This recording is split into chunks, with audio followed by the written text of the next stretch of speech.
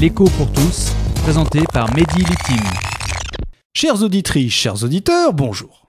Cette semaine, on a appris que la Commission européenne, dirigée par le subtil Manuel Barroso, s'apprête, au nom des États européens, à négocier avec les États-Unis afin de faciliter le libre-échange, la libre concurrence entre les entreprises, d'un grand nombre de produits. Mais le gouvernement français a exigé que les produits culturels français, ceux qui passent à la télé, humour, puissent être protégés de cette concurrence américaine. Du coup, le subtil Barroso a déclaré que la position de la France était réactionnaire. Décryptage. Alors, réactionnaire, déjà, ça veut dire que la France, c'est pas bien. Mais surtout, réactionnaire, ça veut dire que la France, en essayant de protéger de la concurrence les produits culturels français qui passent à la télé, irait à l'encontre de l'ordre des choses, à l'encontre du sens de l'histoire, à l'encontre du progrès. Alors déjà, pourquoi est-ce que Manuel Barroso est-il si attaché au libre-échange, à la libre concurrence ? Eh bien, tout d'abord parce que la Commission européenne a eu pour fonction depuis 50 ans de faciliter le libre-échange, la libre concurrence entre les entreprises européennes.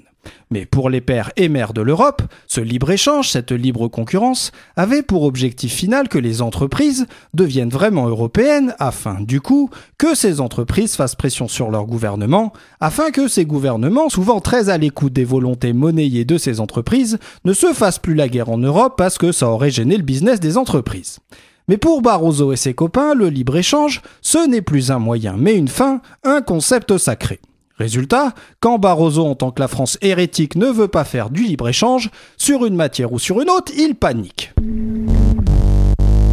Alors, Barroso a raison de penser que le libre-échange, la libre concurrence entre les entreprises, c'est bien dans la mesure toutefois où les entreprises sont poussées à proposer plus de produits, de meilleure qualité et moins chers à leurs consommateurs, et aussi dans la mesure où ça permet d'avoir accès aux idées nouvelles de ces entreprises nouvelles sur le marché, puis de s'en inspirer. Mais le libre-échange, Manuel, même en terminale, on sait que c'est pas que bien et qu'il faut parfois s'en protéger.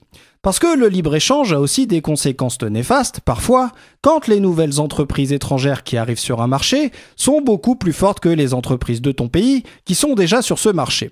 Parce que, dans ce cas-là, les entreprises de ton pays risquent de ne plus rien vendre et de faire massivement faillite et de créer beaucoup de chômeurs. Et la France a peur que ça se passe de la sorte en matière culturelle, c'est-à-dire notamment en matière de séries télé toutes pourries.